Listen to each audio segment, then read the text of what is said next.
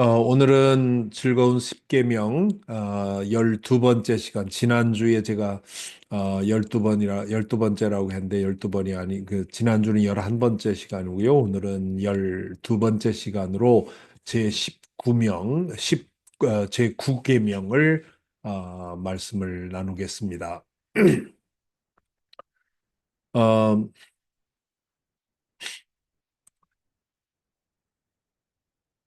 제 9계명을 이제 자세히 들여다보기 전에 사법 정의에 대해서 잠시 생각해 볼 필요가 있는데요. 왜냐하면 이 제 9계명은 사법 정의에 관한 그런 말씀이기 때문입니다. 사법 정의가 바로 세워지기 위해서는 세 가지의 중요한 핵심적인 조건이 있죠. 첫째는 법이 정의로워야 하고요. 두 번째는 법을 집행하는 그런 제도, 오늘날로 따지면 삼심제도 있지요.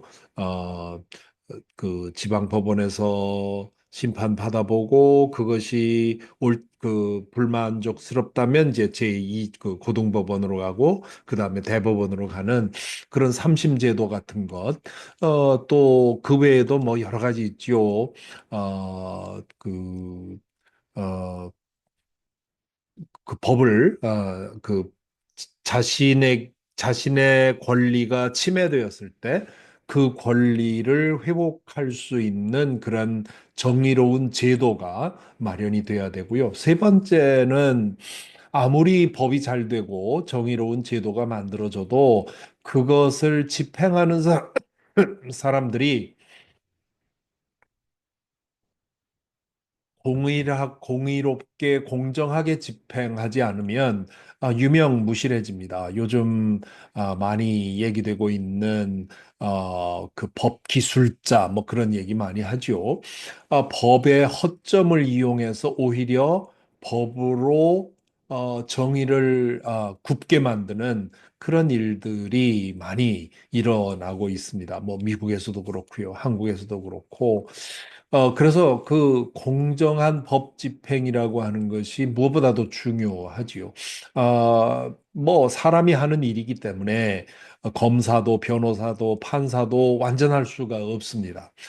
그렇기 때문에 이 법을 집행하는 사람들의 마음속에 오직 정의와 진실만을 추구한다는 그런 마음이 있어야 되는데 많은 경우에 그렇지 않죠. 그러다 보니까 한국에서는 무전 유죄, 유전 무죄 뭐 그런 말이 나오지 않습니까?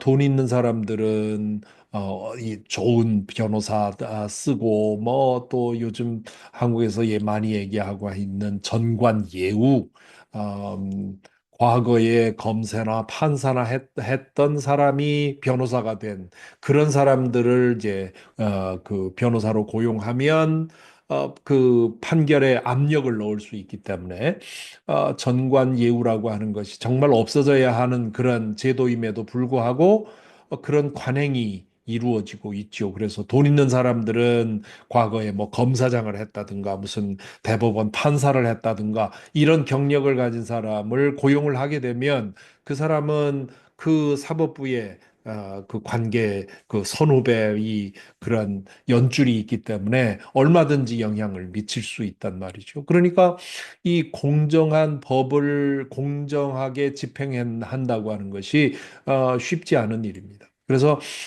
한 사회의 사법 정의가 올바로 세워지기 위해서는 법이 잘 정비돼야 되고, 그리고 그 법을 정의롭게 집행할 수 있는 그런 좋은 제도, 뭐, 그, 영장주의라든가, 뭐, 여러 가지 그런 제도들이 많이 마련이 되어 있죠. 그리고 그것을 집행하는 사람, 한 사람 한 사람이 바른 생각을 가져야 된다.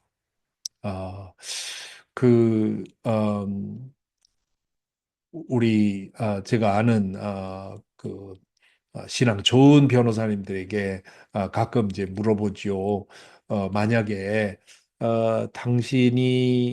당신에게 누군가가 그 변호를 부탁했을 때 당신이 볼 때 분명히 내 그 의뢰인이 잘못했다고 했을 때 그때 당신은 뭐 어떻게 합니까? 이제 그런 얘기를 물어보는데 대개는 뭐라고 대답하느냐 하면 우리는 우리에게 의뢰한 사람을 위해서 일하게 되어 있습니다. 이제 그런 그 사람 어떻게든 그 사람의 권리를 보호하려고 애쓴다는 거죠. 뭐 그거는 누구에게나 권리가 있으니까 그거는 맞는 얘기인데 그 과정에서 없는 얘기를 만들어낸다든가 뭐 그런 일들이 일어나면 지금 미국과 한국 같은 그런 사회 속에서 어, 그 신앙 양심을 따라 변호한다는 것이 얼마나 어려운 일일까 뭐 그런 생각도 하곤 합니다. 사법 정의가 바로 세워지는 것이 중요한 이유가 크게 두 가지지요. 첫째는 개인적인 차원입니다. 어, 그, 뭐, 여러분들은 소송에 걸려보지 않았겠죠. 저도 뭐 소송에 걸려보지 않았습니다. 누가 저를 어, 그 고소한다고 하는 사람은 있었습니다만은 교회 여러 가지 문제로 해서 그 우리 교회에 어떤 교인이 나왔는데 그분과 과거에 송사가 있어서 미리 이미 우리 교회에 나온 분이 우리 저 사람 있는 한 내가 교회 못 나오겠다 그렇게 해서 그분에게 그런 얘기를 하면서 어떻게 하면 좋겠습니까? 했더니 이제 안 나오겠다 하면서 친구한테 그랬다고 해요. 김영복 목사를 종교 자유 침해로 고소하려고 하다 말았다. 그런 얘기를 했었는데, 아, 어떤 일로든 송사에 얽히는 것은 너무너무 힘든 일이고요. 그리고 송사에 얽혔을 때 정말 나의 억울함이 그 재판을 통해서 밝혀지고 그리고 권리가 회복이 되면 너무나 좋은 일이지만 그 송사에 얽혔던 분들 얘기를 들어보면 이기더라도 결국은 상처뿐인 영광. 그래서 절대로 송사하지 마라. 차라리 손해를 보라. 뭐 그런 말 하는 분들도 있는데, 개인적인 차원에서, 그런, 이기는 경우도 그런데, 또 때로는, 상대방의 변호사가 능력 있는 사람이어서 나에게 없는 죄를 뒤집어 씌워서 내가 억울한 옥살이를 한다든가 이렇게 되면 그건 정말 한 가정과 한 사람의 인생과 한 사람의 가정이 완전히 깨어져 버리는 일이지요.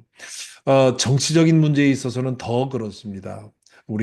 제가 워싱턴 한인교회 섬길 때 거기에 이제 그 검사, 판사 이런 분들이 연수하러 이제 그 주재원으로 이렇게 파견을 받는데 그분들이 그런 얘기를 하는 겁니다.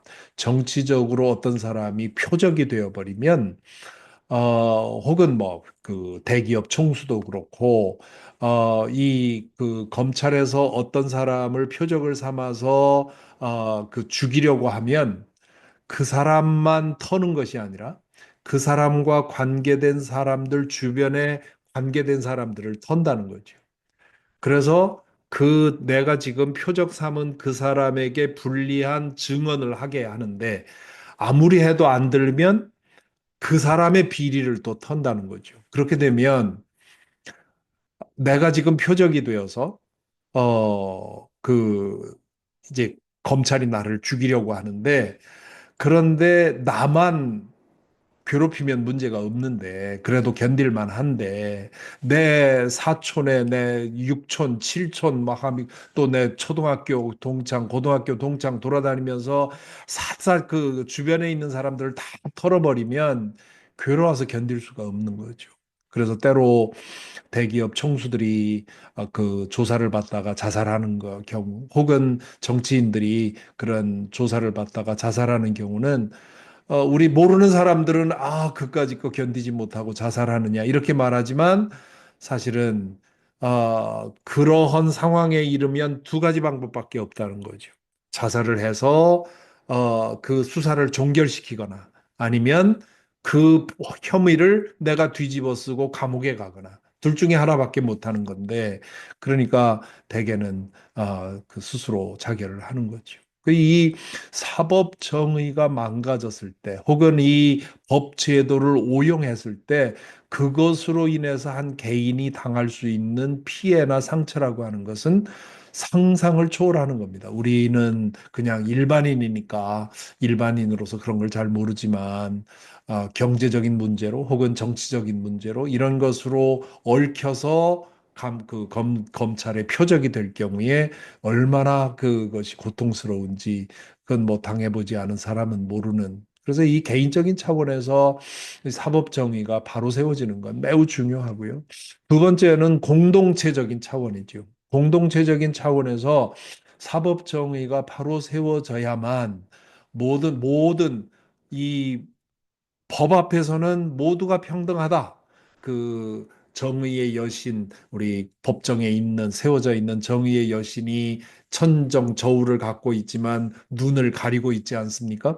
그 정의의 여신이 눈을 가리고 있는 것은 그 정의만을 따라서 판단한다 하는 그런 건데 만약에 한 공동체에, 한 사회에, 한 국가의 사법제도가 망가져서 이건 유전, 유죄, 유죄, 유전, 무죄 이런 상황이 된다면 그저 코에 걸면 코고, 코걸이, 귀에 걸면 귀걸이 법치가 아니라 어떤 사람을 만나느냐에 따라서 법이 좌지우지 된다면 그거는 가정이 아니지요. 우리가 60년대, 70년대 한국에서 그런 일이 얼마나 많았습니까?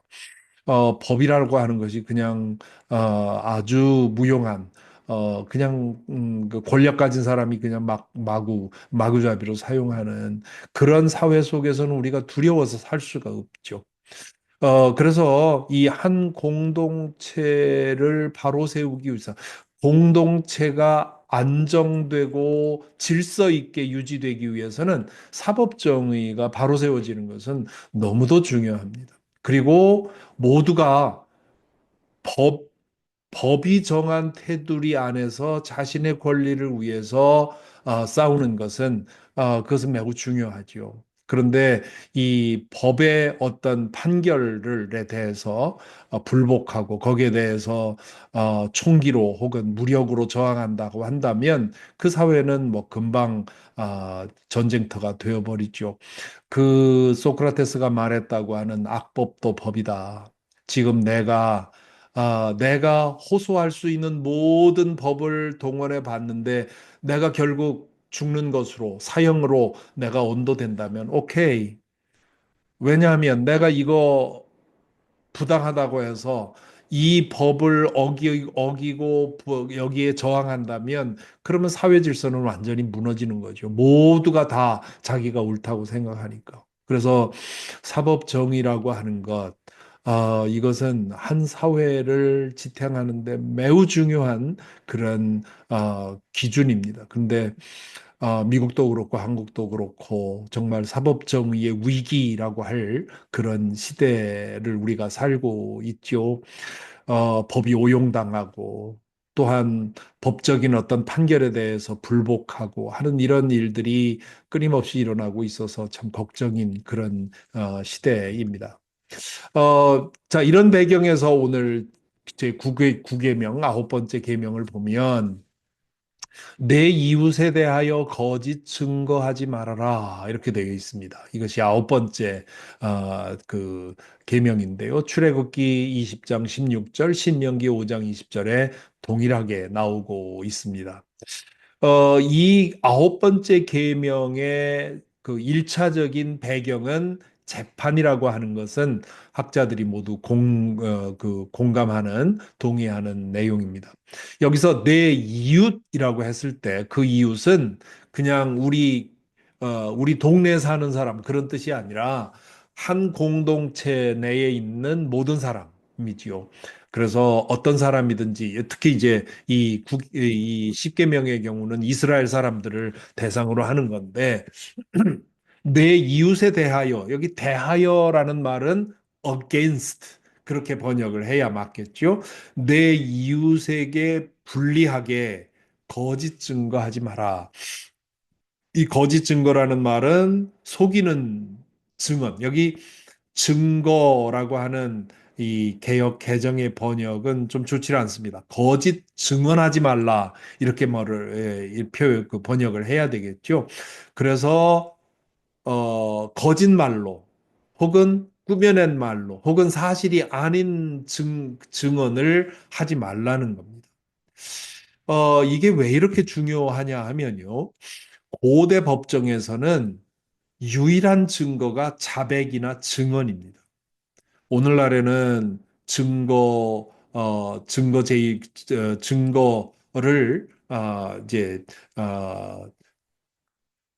증거가 있어야, 증거 우선주의, 뭐 그런, 원칙이 있는데, 오늘날에는 여러 가지 과학적인 그런 기법이 개발이 되어 있죠. 그래서 증언도 중요하긴 하지만 그러나 그 증언을 뒷받침할 수 있는 물증이 있어야 되지요. 그런데 과거에는 그러한 수사 기법이 개발이 되어 있지 않았습니다. 그렇기 때문에 범행한 사람 자신의 자백이나 혹은 그것을 목격한 사람들의 증언 이것이 결정적인 그런 증거였던 거죠. 그렇게 되면 어, 어떤 한 사람이 마음 먹고 거짓말을 하게 되면 다른 한 사람의 삶을 위기에 빠뜨릴 수가 있죠. 그래서 나온 법이 신명기 19장 15절에 보면 사람의 모든 악에 관하여 또는 모든 죄에 관하여는 한 증인으로만 정할 것이 아니요 두 증인의 입으로나 혹은 세 증인의 입으로 그 사건을 확정할 것이며 이렇게 되어 있습니다. 그래서 최소한 두세 증인이 있어야 된다 하는 말은 한 사람의 증언만 가지고 결정하면 그것은 큰 그런 불행을 만들어낼 수 있기 때문이죠. 그래서 두세 사람의 증언이 있어야 한다는 건 그렇게 당 고대 사회에서는 매우 중요한 조건이었습니다. 그런데 이 최소한의 조건은 두세 사람의 증언이 일치하는 건데 이것도 충분치 않습니다. 왜냐하면 두세 사람이 결탁하는 것은 얼마든지 가능한 일이죠. 그 전형적인 이야기가 열왕기상 21장에 나오는 나봇의 포도원 이야기입니다. 이 북왕국 이스라엘의 왕 아합이 왕궁 곁에 있는 옆에 있는 근처에 있는 포도원이 너무나 탐이 났습니다. 그 포도원의 주인이 나봇인데, 그래서 이 주인 나봇을 데려다가 이 포도원을 나에게 달라. 그러면 내가 후한 값을 쳐주겠다. 아니면 다른 지역에 있는 땅을 주겠다. 그러면서 요청을 하지요. 그런데 나봇이 싫다는 겁니다. 100만 금을 줘도 나는 내 포도원을 내주지 않겠습니다. 왜 그렇게 이 포도원이 좋았는지 모르겠습니다. 어쨌든, 이 아합이 탐을 낸 것도 그렇고, 나봇이 안 주겠다고, 이거, 이건 뭐 다른 사람도 아니고 왕이 달라고 하는 건데, 그리고 왕이 후하게 해준다고 하는데도 싫다고 한 거 보면 뭔가 굉장한 이유가 있었겠죠. 뭐 아니면 옥이든지, 네가 왕이면 왕이지 마음대로 뺐느냐, 뭐 이럴 수도 있겠죠. 어쨌거나 이제 거절합니다. 그러자 이 아합이 너무 화돈하고 분통이 터져서 왕궁에 들어와서 막 씩씩거리면서 끙끙 앓는 겁니다. 그러자 그 악명도 높은 이세벨이 묻습니다. 당신 왜 그렇게 안절부절 못하느냐. 그랬더니 이제 이 얘기를 하는 거죠. 그러니까 걱정 말라고 내가 해결한다고 하고는 그 나봇이 사는 동네 그, 아, 성읍, 그 장에게 칙서를 보내죠. 그래서 건달 두 사람을 데려다가 이 나봇이 여호와와 왕을 모욕했다 하는 증언을 하게 하고 그 증언에 따라서 그 나봇을 쳐 죽여라. 그렇게 얘기를 하죠. 그리고 그대로 하는 겁니다. 그러니까 그러자 이제 엘리야가 와서 아합의 죄를 이제 밝히고 고발하고 이제 책망하지요. 여기서 보듯이 두세 사람의 증언만 가지고는 안 되는 거죠. 너무나 쉽게 그 모함을 씌울 수 있는 일이기 때문에 그런데 뭐 그 당시로선 다른 방법이 없죠. 무슨 과학적인 그런 수사 기법이 있었던 것도 아니고 그러다 보니까 이제 그 율법에 보면 안전장치가 몇 가지 만들어집니다. 첫째, 율법에 보면 신명기 19장 18절에 보면 이런 말씀이 나옵니다. 재판장은 자세히 조사하여 그 증인이 거짓 증거하여 그 형제를 거짓으로 모함한 것이 판명되면 그가 그 형제에게 행하려고 꾀한 그대로 그에게 행하여 너희 중에서 악을 제하라. 이렇게 되어 있습니다. 그러니까 이 법을 주신 이유는 이제 이, 이 법을 보고 거짓 증언하는 게 얼마나 무서운 일인지를 어, 백성에게 가르치려는 거죠. 그래서 어떤 사람이 이웃에 대해서 거짓으로 증언을 해서 만약에 그것이 그대로 받아들여지면 이 사람이 사형을 당하게 됐다. 그러면 그를 사형시키라는 거죠. 여러분 그 예수님의 산상설교에서 나오는 눈에는 눈, 이에는 이, 손에는 손, 이 말씀이 바로 여기 나옵니다. 19장 18절 이하에 나오는데 그 지금 이 율법에 이어서 나오는 말씀이 만일에 이 거짓 증언으로 눈을 빼내려고 했으면 그 사람의 눈을 빼내고 거짓 증언으로 그 사람의 손을 잘라야 되는 그런 상황이 온다면 그 거짓 증언하는 사람을 그렇게 하라. 그러니까 이 19장에 나오는 이 그 율법은 거짓 증언이 얼마나 심각한 죄인지를 그게 밝혀지면 얼마나 큰 벌을 받게 될지를 미리 경고하는 거죠. 그러니까 이렇게 되면 거짓 증언하려는 그런 욕망을 이렇게 좀 꺾을 수 있겠죠. 두 번째는 율법에 보면 사형 집행 시에 증언한 사람이 먼저 돌을 던지게 되어 있습니다. 여기 신명기 17장 6절부터 7절에 보면 죽일 자를 두 사람이나 세 사람의 증언으로 죽일 것이요. 그러니까 사형을 언도할 경우에 적어도 두 사람이나 세 사람의 일치된 증언이 있어야 된다는 거죠. 그런데 한 사람의 증언으로는 죽이지 말 것이며 이런 자를 죽이기 위해서는 사형을 집행하기 위해서는 증인이 먼저 그에게 손을 댄 후에 여기 손을 댄다는 말은 돌을 던진다는 겁니다. 이렇게 투석형 같은 경우에 뭇백성이 손을 댈지라 너는 이와 같이 하여 너희 중에서 악을 제할지라. 자, 이게 무슨 뜻이냐면요. 여러분 내가 누가 정말 미워요.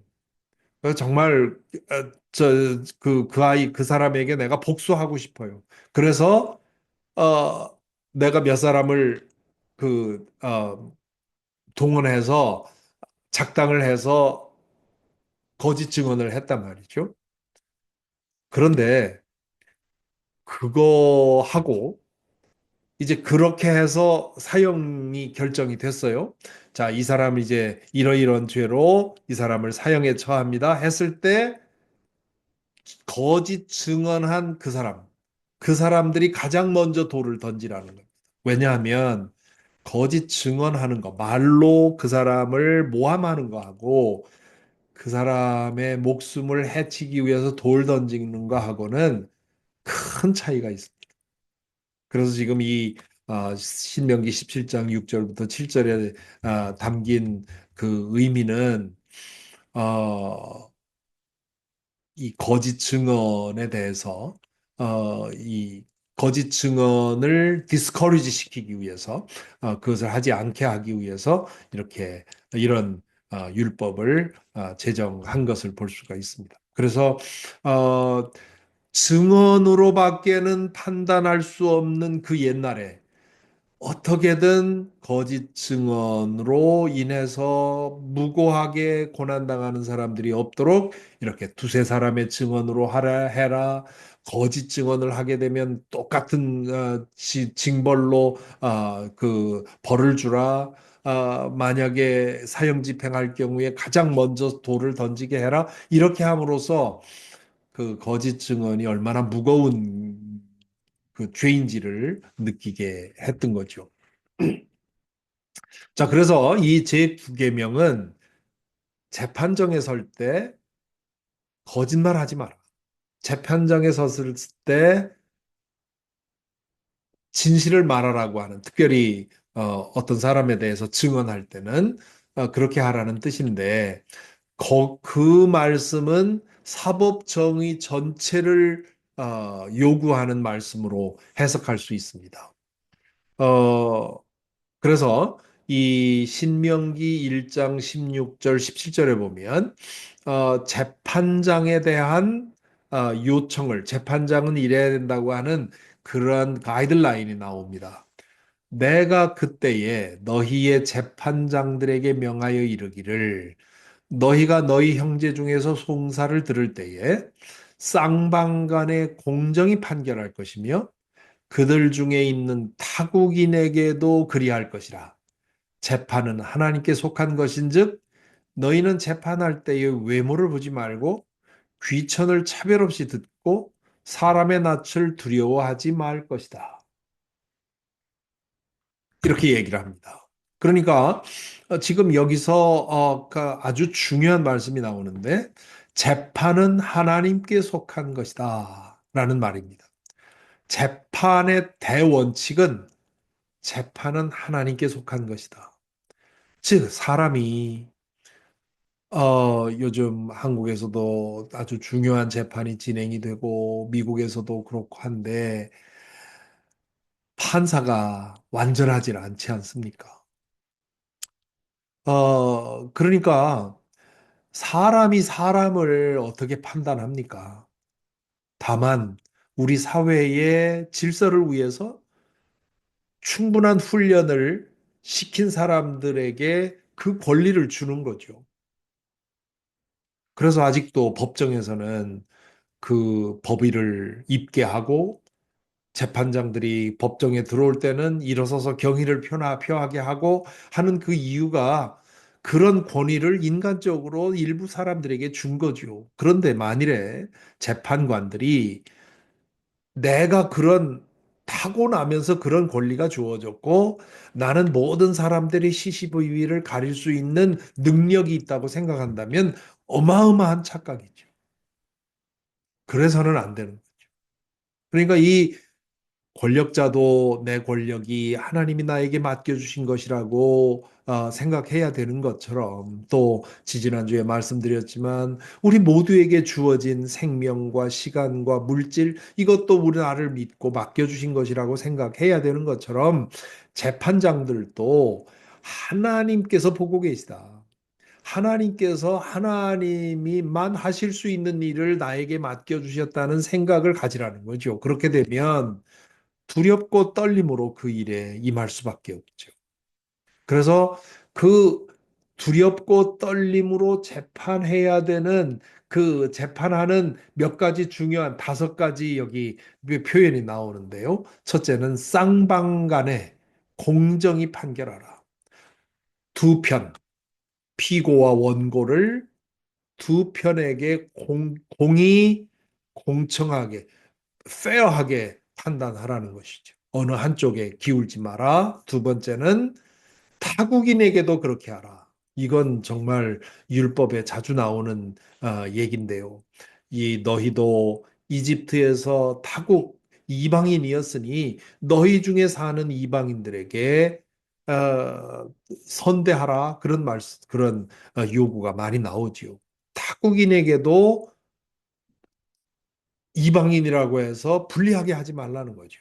오직 정의만 보고 판단하라는 거. 세 번째는 외모를 보지 말고, 이 외모를 보지 말라고 하는 것은 얼굴 생김새만을 말하는 게 아니겠죠.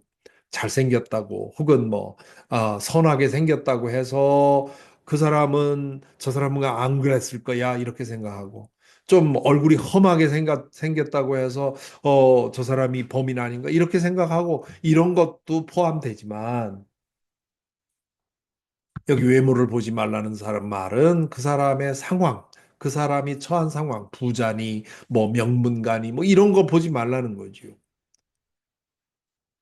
네 번째로 귀천을 차별 없이 듣고, 예, 외모를 보지 말고와 같은 뜻으로 볼 수도 있지만, 귀천을 차별 없이 듣고 돈에 의해서 흔들리지 말라는 거죠.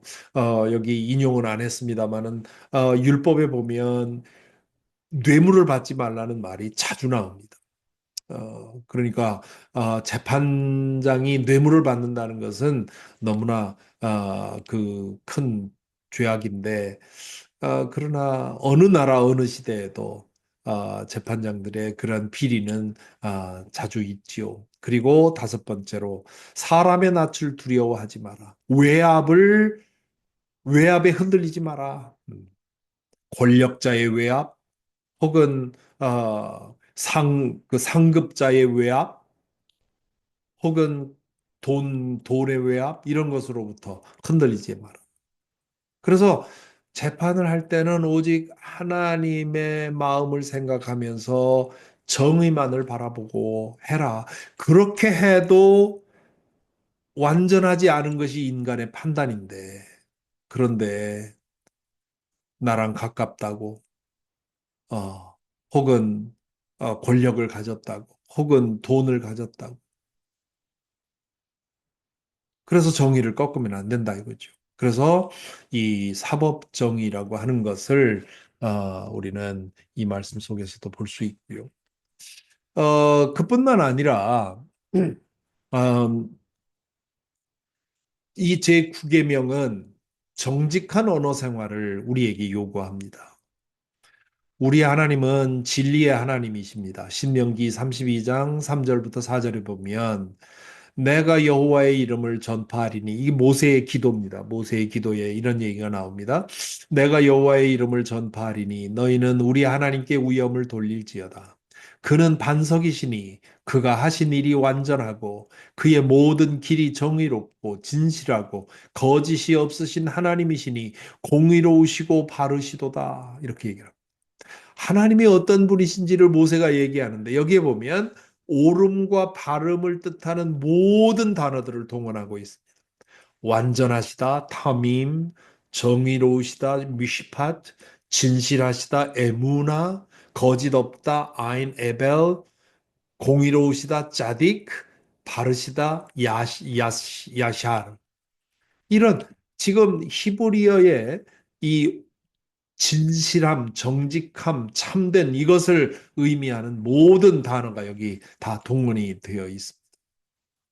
이런 하나님이기 때문에, 이런 하나님을 믿는 우리는 가장 중요한, 우리의 언어 생활과 우리의 그 삶에 있어서 제일 중요한 것은 무엇이 바르냐, 무엇이 진실이냐 하는 것을 보고 판단해야 된다는 거죠.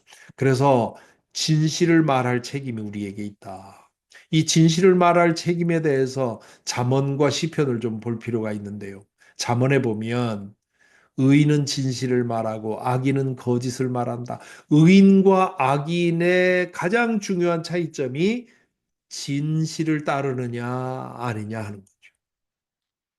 진실은 화평을 가져오고 거짓은 분열과 화를 불러온다. 하나님은 거짓 입술을 미워하시고 진실하게 행하는 자를 좋아하신다. 진실은 복으로 가는 길이고 거짓은 화로 가는 길이다. 이런 말씀들이 잠언에 무수히 나옵니다. 그런데요, 시편으로 가면 하나님의 뜻을 따라 진실하고 의롭게 사는 사람은 현실 세상에서 손해를 보고 고난당한다는 현실이 나옵니다. 그래서 의인은 손해보고 고난당하고 때로 박해를 당한다. 반면에 악인은 거짓과 술수로 현실에서 승승장구한다. 그것이 시편에서 시편의 사람들이 겪는 현실입니다. 그 현실을 가장 잘 어, 노래한 곳이 시편 73편입니다. 아삽의 노래라 하는 그런 제목으로 되어 있는데요. 시편 73편은 시편 안에서도 제가 가장 중요하게 좋아하는 시편인데요. 여기 보면 아삽이 현실을 보고 어, 정직하고 진실하게 살려는 사람들은 자꾸 이제 그 권력자들에 의해서 무시당하고 모욕당하고 그리고 거침없이 악을 행하는 사람들은 승승장구하고 그런 상황에서 이 아삽이 고민하면서 노래하는 거예요. 기도하는 겁니다. 13절 14절에 보면 내가 내 마음을 깨끗하게 하며 내 손을 씻어 무죄하되 한 것이 실로 헛되도다. 나는 종일 재난을 당하며 아침마다 징벌을 받았도다. 정직하고 진실하게 살려고 하는데 오히려 고난만 많은 겁니다.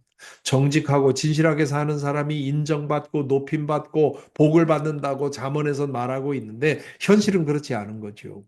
그래서 1, 2절에 보면 이렇게 말합니다. 하나님이 참으로 이스라엘 중 마음이 청결한 자에게 선을 행하시나 나는 거의 넘어질 뻔하였고 나의 걸음이 미끄러질 뻔하였으니 그렇게 회의입니다.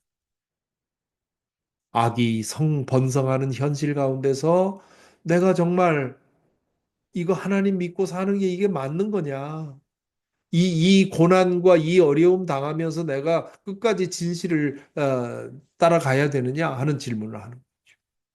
그런데 그렇게 거의 미끄러질 뻔했는데 17절, 18절에 보면 하나님의 성소에 들어갈 때야 그들의 종말을 내가 깨달았나이다. 여기 그들은 악인들을 말하는 거예요.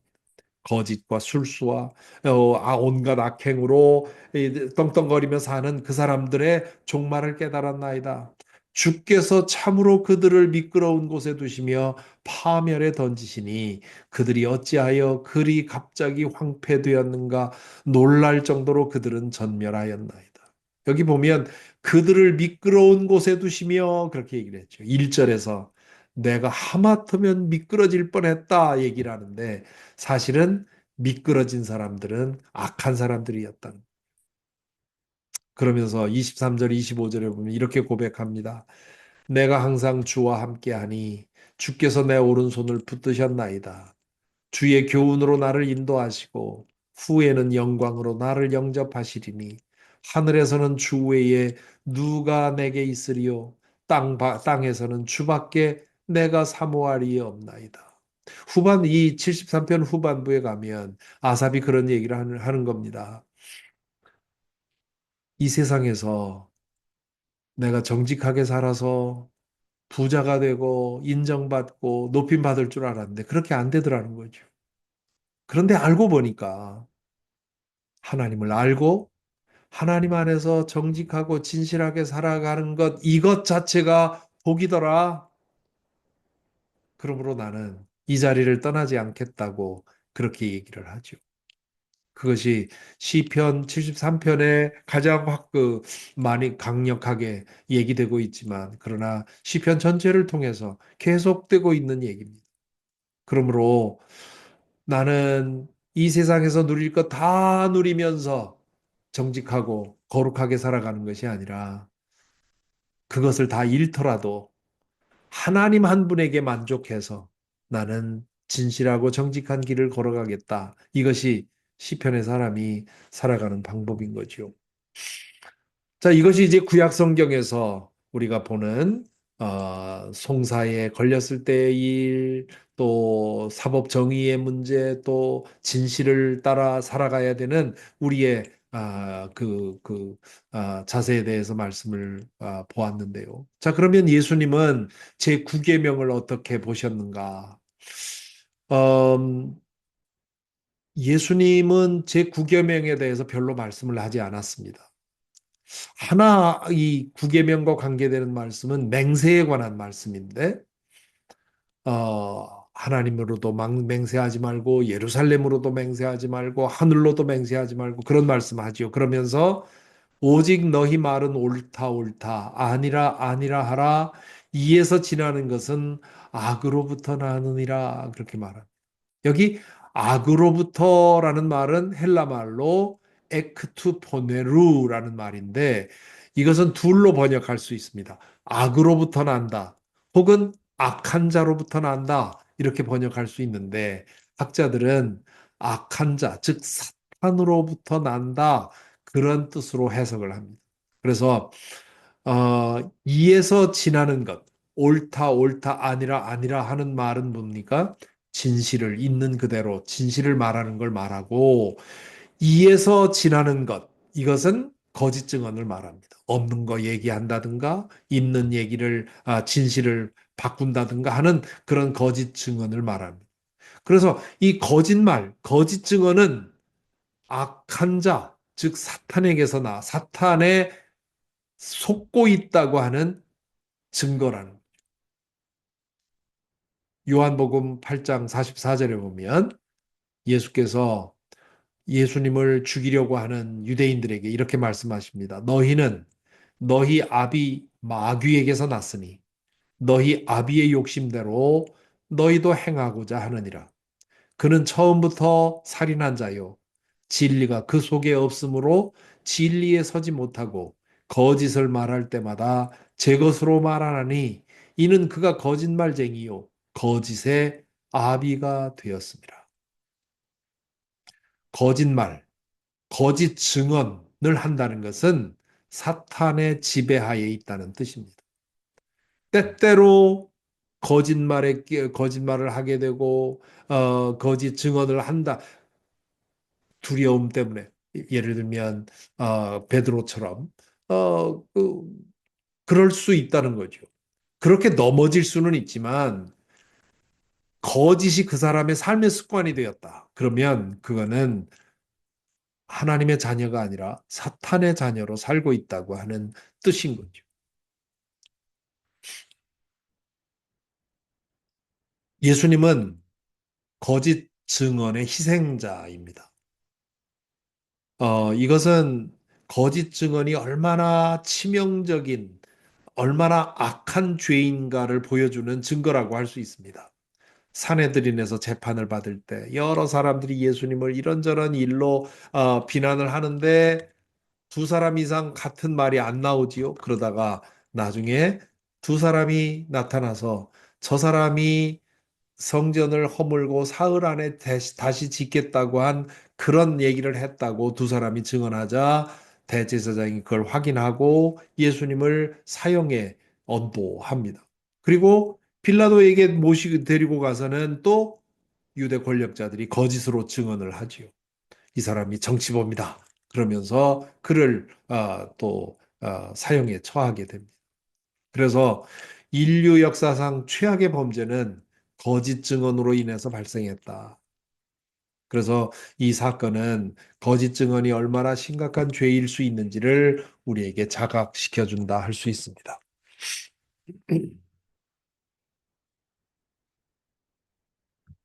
거짓 증언에 대해서 앞에서 말씀드린 것처럼 예수님은 침묵하셨습니다. 그런데 마태복음 5장 23절부터 26절에 보면 그런 말씀이 나오지요. 너희가 제사를 드리러 가다가 누구에겐가 척진 것이 생각이 나거든 재물을 거기다 두고 가서 화해하고 돌아와라. 와서 제사를 드려라. 그리고 그 재판정에 끌려가기 전에 빨리 화해해라. 이제 그런 말씀이 나오지요. 그리고 마태복음 5장 43절부터 44절에 보면 내 이웃을 내 몸과 같이 사랑하라고 했는데 나는 너희에게 말한다. 원수까지도 사랑하라고 얘기를 하죠. 그러니까 이 원수까지도 사랑하라는 말은 무슨 뜻입니까? 원수 맺지 말라는 거죠. 원수 맺지 않도록 살라는 거죠.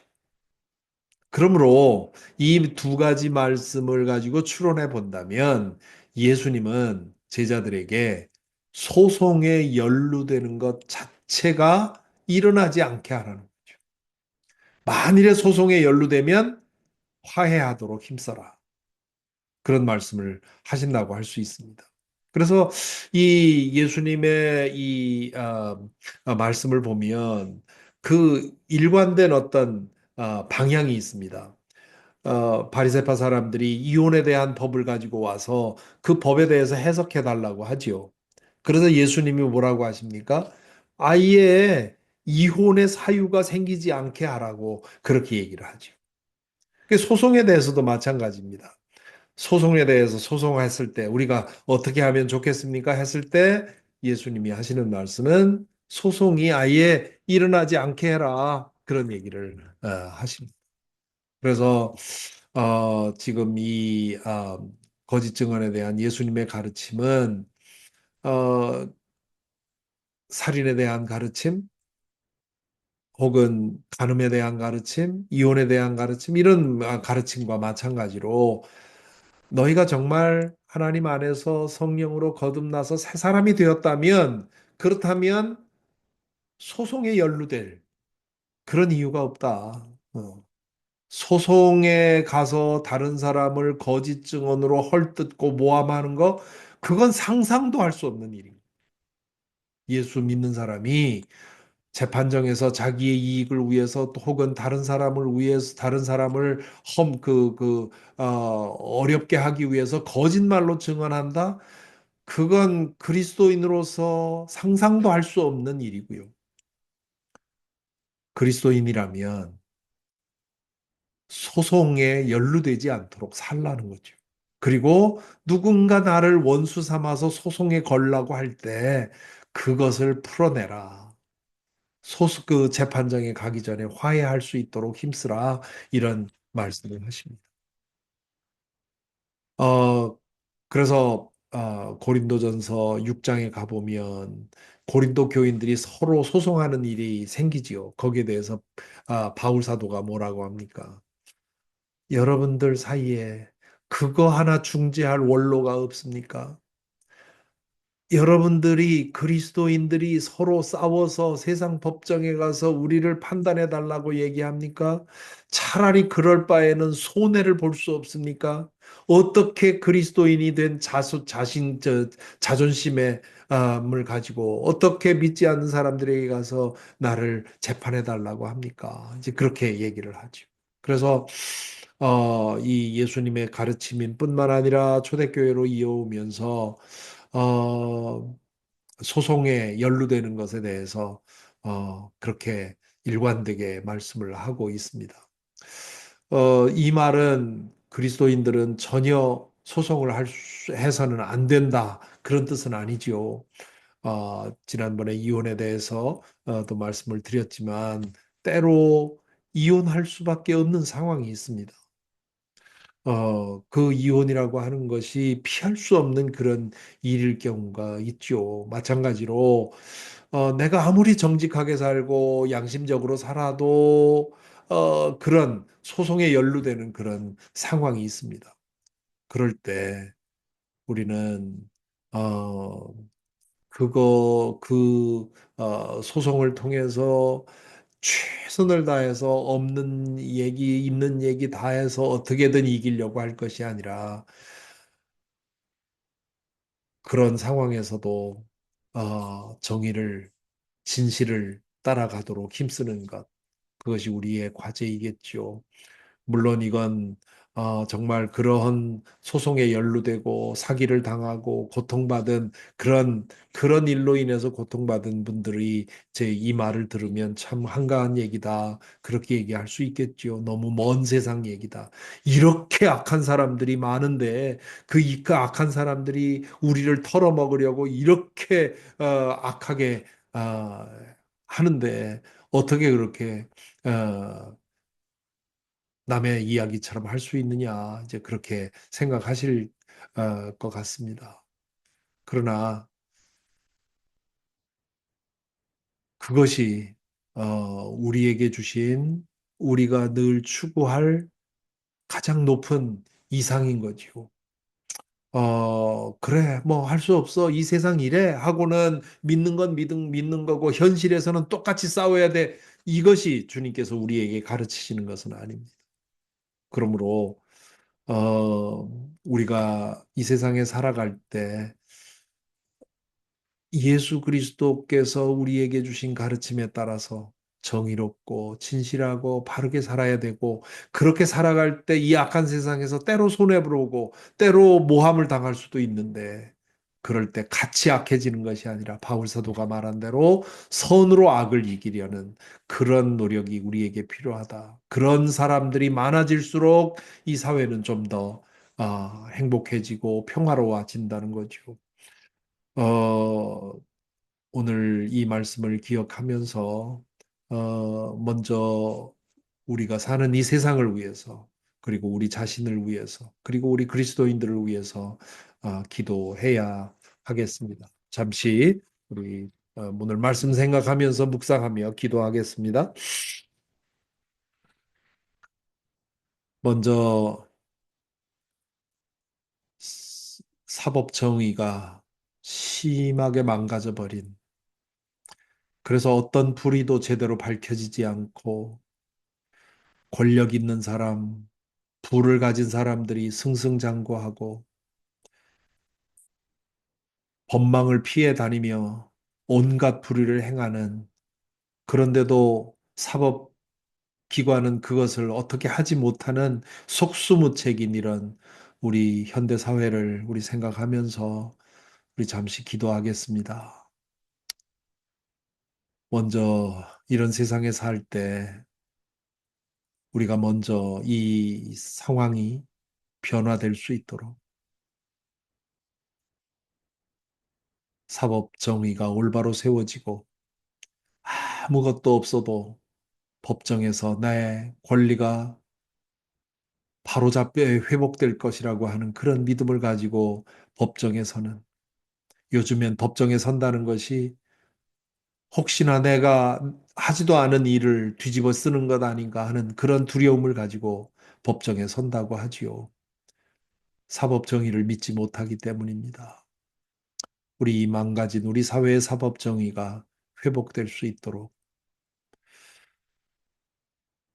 법을 집행하는 이들, 그들에게 바른 정신, 바른 마음 주시도록, 또한 우리 국민들에게 바른 마음 주셔서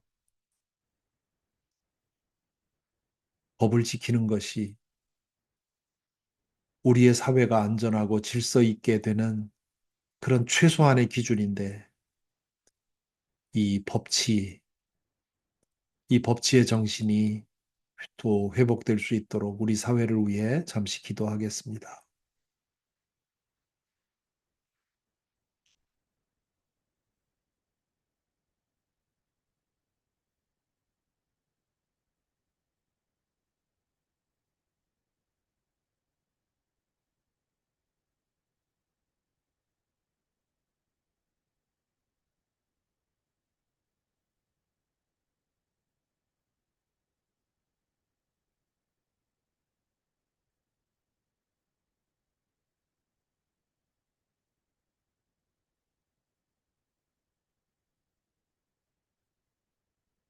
이 시간에 이런 망가진 세상에서 살아가는 우리 자신을 위해 잠시 기도하겠습니다. 이런 세상에 살고 있으니 어찌하겠습니까? 나도 할 수 있는 대로 힘을 길러서 악다구니로 싸워야 하겠습니까? 선하고 의롭고 정직하고 진실한 사람들이 고난당하는 것은 오늘에나 과거에나 동일합니다. 예수님이 오늘의 상황을 몰라서 우리에게 진실하라고, 정의로우라고,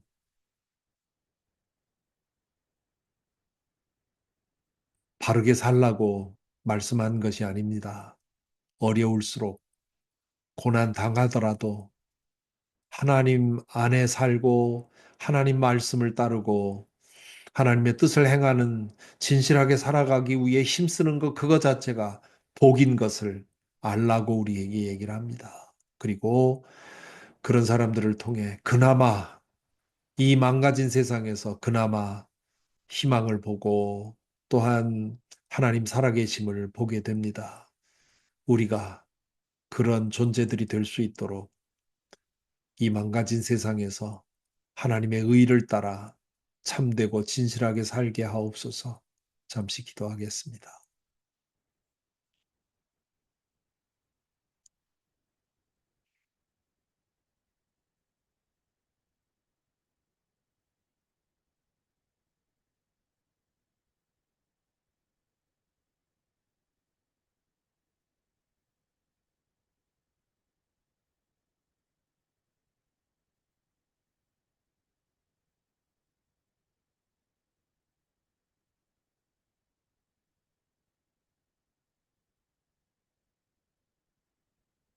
사랑해 주님, 오늘 말씀을 묵상하고 공부하면서 우리가 사는 이 세상이 하나님이 원하시는 세상으로부터 얼마나 멀어져 있는지를 알게 됩니다. 불과 20년, 30년 전만 해도 이렇지는 않았는데 오늘날 세상이 너무 망가져 있습니다. 가진 사람들, 권력자들, 그들의 횡포가 너무나 심합니다. 연약한 사람들, 가진 것 없는 사람들, 힘없는 사람들이 너무도 쉽게 유린당하고 고통당하고 있습니다. 아버지 하나님, 이 상처나고 깨어진 세상 더 악화되지 않도록 붙들어 주시고, 주님, 다시금 모두가 안전하게 법에 살아있음을 믿고, 법이 모든 사람에게 공평하다고 하는 사실을 믿고, 안전하게 살아가는 그런 세상이 다시 올 수 있도록 은혜 베풀어 주시옵소서. 아버지 하나님, 저희를 불러주셔서 하나님의 자녀가 되게 하셨습니다. 우리 하나님은 진실을 원하시고 의를 원하시는 분임을 저희가 잊지 않게 하여 주시옵시고, 우리가 이 세상에서 시편의 사람으로서 바르게, 의롭게, 진실하게, 정직하게 살아갈 수 있도록 인도하여 주시옵소서.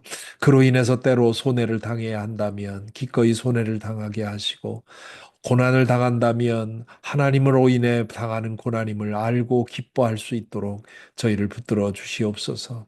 그리하여 우리 안에서 우리를 통해 이 세상이 조금이라도 더 온전히 치유되어 갈 수 있도록 우리를 치유의 근원으로 주님 삼아 주시고 인도하여 주옵소서. 주님께서 우리 가운데 함께 하시고 주님 이 어려운 상황에도 주님 여전히 다스리고 계심을 믿고 고백하오며 예수 그리스도 이름으로 기도하옵나이다. 아멘.